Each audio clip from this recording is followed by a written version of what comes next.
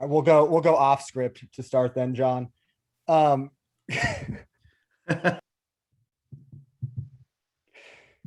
good? Yes.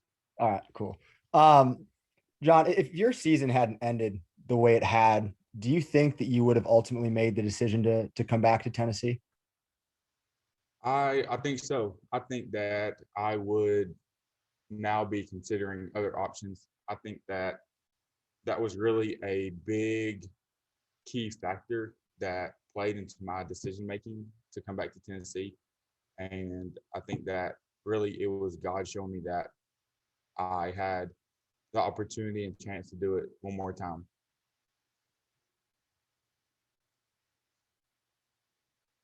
Folky, you mentioned, chance to do it one more time. And what went through your mind when you made that decision, up until about you post that video on Friday? What went through your mind, the process to make that decision? There was a lot that was going through my head, and really I was just weighing out my options to see what the best decision was for me, and just making sure that I was going to make the right decision for myself. And after a lot of prayer and consideration and talking with my parents and talking with some mentors and people I really look up to, I decided to come back. And it wasn't really all about for me personally, but really for me to help this team that we're going to have next year and to mentor some of the guys coming in. And really think this team is going to be special and we can really accomplish something.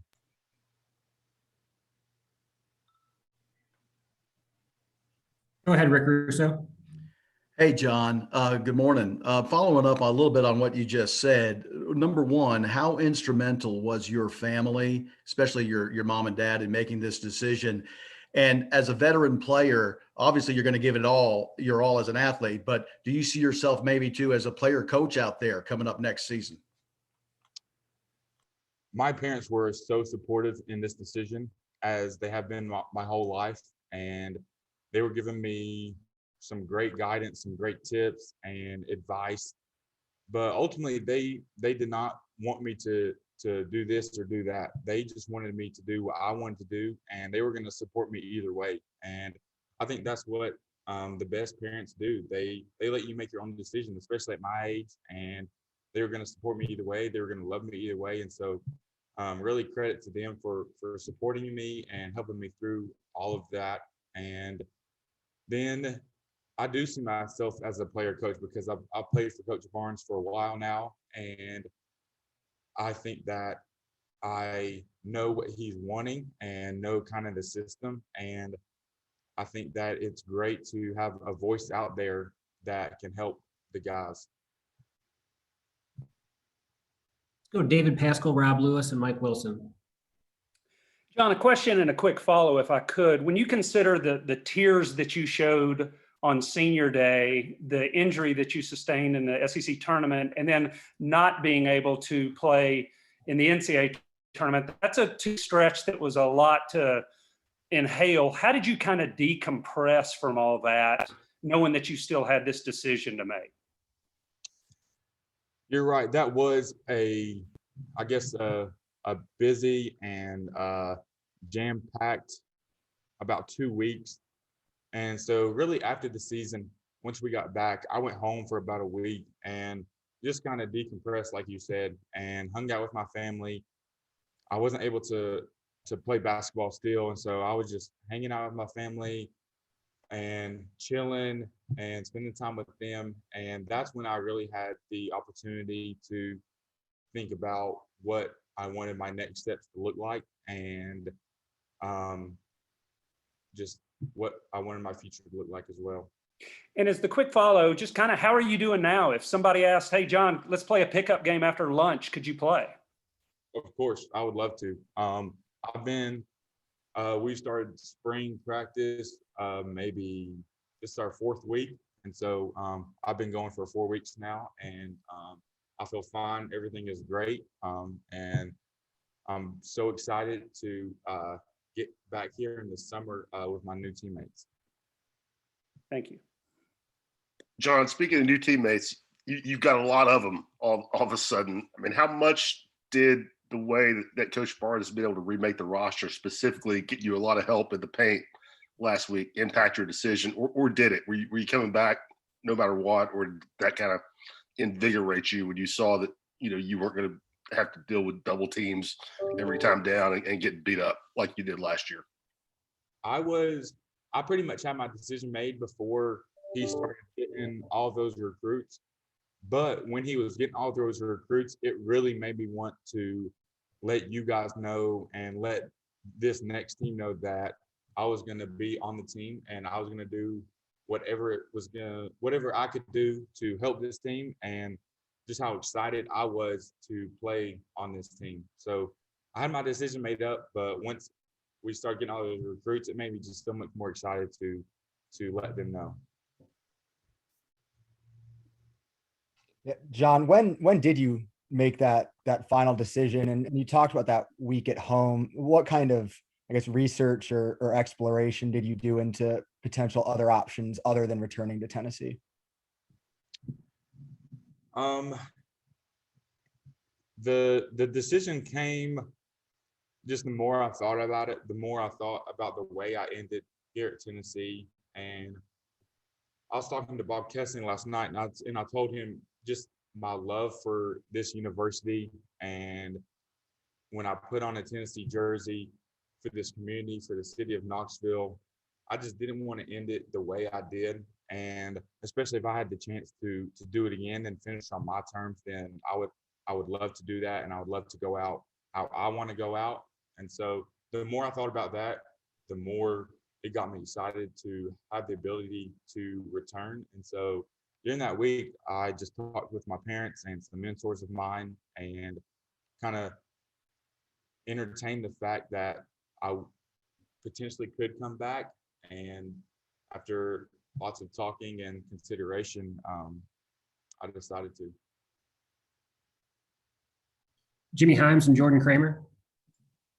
John, the CBS preseason poll had Tennessee 25th, and then it jumped to number 15 when you decided to come back.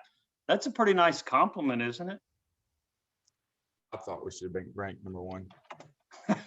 I'm just kidding. Honestly, I didn't see that. I probably won't see it. I don't really look at preseason rankings or rankings in general, but I guess thank you. I guess that's a good compliment. But like I said, I don't really look at the preseason rankings or rankings in general. And I don't know if you feel comfortable with this, and I know you're the kind of guy that doesn't want to make excuses. Did you have COVID, and did that affect your play this past season? I did have COVID, and I think that COVID affected a lot more than my play. I think that COVID affected a lot of people and a lot of different programs, and I think I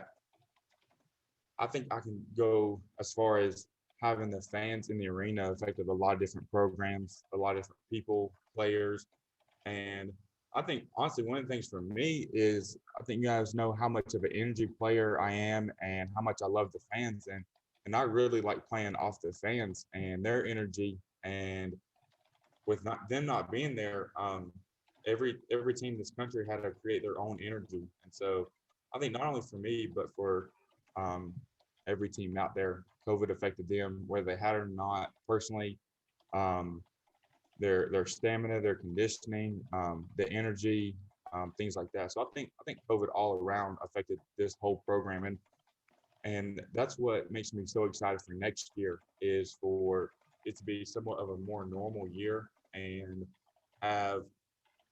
Well, I heard Mr. Danny White talk about last night that he wants Neyland packed full, and so I hope he can say the same about some bowling arena. And so that makes me just so excited about next year and seeing what we can do. Thank you. Hey, John, when the NCAA first presented this added year of eligibility, were you leaning one way or another, staying or going back then? And how much did it weigh on you throughout the season, kind of the impending decision that you would have to make?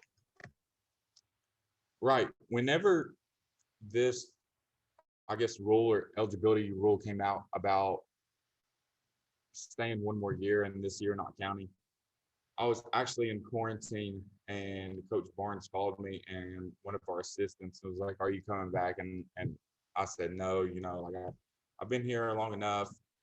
This is gonna be a great year." And I did not think for a single second that I would come back or that I was gonna return. But then just at the end of the season with all of the factors that played in, I guess that was a complete change of events.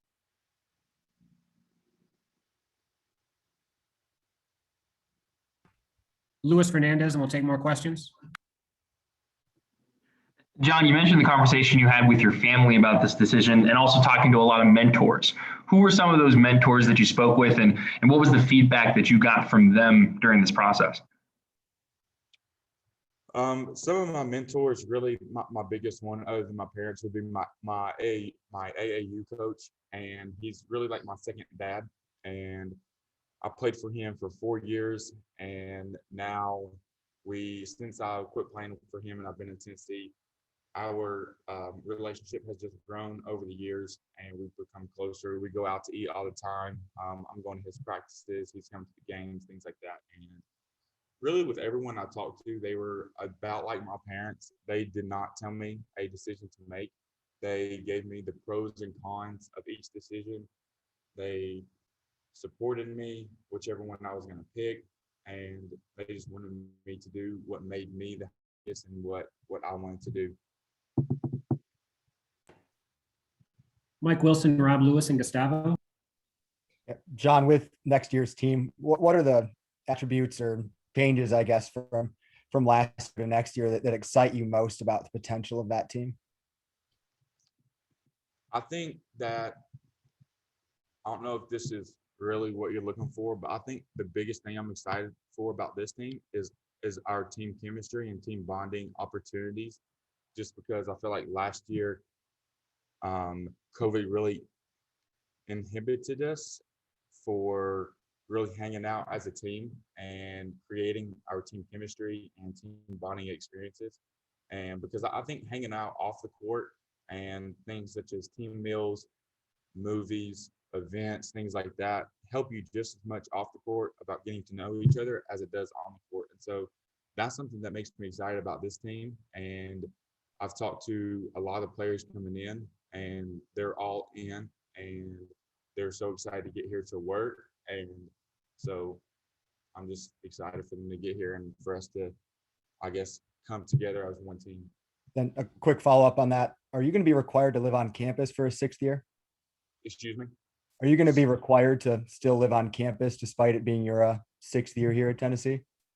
Yes, that they're making me live on campus. They said I'm the only one that does, and then freshman, sophomore, junior, senior, 5th years don't. Only 6th years have to live on campus. Actually, no. This will be the first time in 7 years that I haven't lived in the dorm. So I'm excited about that because I lived in the dorm in high school for 2 years and then 5 years at Tennessee. So that's another thing I'm very excited about, is not living in the dorm. John, just what's the vibe been like when you're in the gym for workouts with so many, guys gone? I mean, are there 6? Am I right? Are there 6 of you now that are back? And just, what's the feeling like with so much roster turnover? We are missing a lot. You're right. And, but our walk-ons are there as well. And so I think with everybody, I think we've got 9 maybe. And so we've been doing the most we can and the best we can and really competing and getting better. And but yesterday we had some VFLs in the gym. I'm not sure if I'm allowed to mention their names, but we had some former players in the gym, and they really competed with us too, and it was great to see them as well. But it's definitely been different with not having a full team there. Really, like you said, just half a team. But we've been still getting our work in and competing and getting better. And just quick thoughts on the two new coaches. I mean, you in addition to the roster, you kind of had a coaching staff flip too. What do you think about Coach Gainey, Coach Clark, how they kind of integrated themselves into things? First of all, I already do miss Coach English and Coach Oliver. I think I'll be seeing Coach Oliver a little bit. I think I'm gonna take him to Pals when I get home. I hope he's been already. And then Coach English, I talked to him probably at least 5, 6, 7 times since he's left. And so we're still building our relationship and keeping it very fine-tuned and in touch a lot. And so I'm going to miss them a lot because they brought so much to our program. But I really like, we call him RC. Coach Rod Clark does not want to be called Coach Clark. So I call him RC. We call him RC, and I really like him. He kind of reminds me of Coach English. He's a younger coach and really knows the game, really knows how to help us. And then Coach Gainey, he's very active, and he's going to be a great addition to our program as well. And so I'm really excited to get to know those guys, and I think they're going to help our team a ton. Fulky, after you made your decision on Friday, you had quite a bit of busy weekend. You throw the first pitch on Saturday. You went to the baseball game. How was that weekend? The atmosphere, especially on that baseball game and throwing the first pitch. Yes, you're right. It has been a crazy weekend, but it was a fun weekend. And man, our baseball team, I could talk for a long time about them. I told their coach last night that I'm one of their biggest fans, and I just love the way that his team plays. They play with so much heart and competitiveness and togetherness and energy, and I really enjoy watching them play. And it was so fun to throw that first pitch, just because I wanted to really get everybody hyped for them and really get them going. And I really did not want the spotlight to be on me. So it was so fun. I was there when Evan Russell hit that grand slam, and man, that place went crazy. And that weekend was so fun. And then we as a team went on Sunday to the baseball game, and we're hanging out as a team. And it was, I think it's great to see other student athletes at Tennessee support your teammates and the other people on other teams. And it just shows that everybody is for Tennessee and supports one another. And it was just a really fun experience. Jimmy. John, when you're engaged in those practice games, are you wearing some type of a protective mask? No. Okay. Also, from personally, what do you feel like you have to do to be more consistent this year compared to last year? I think that I think it starts in practice and my everyday work. I think that a lot of it's on the mental side and just getting mentally prepared that you've got to play your best and work your hardest every single day, because teams are going to continually get better and individuals are going to continually get better. So I think that you've got to approach it to where that you've got to tell yourself you've got to continue to get better. We'll take one last call for questions.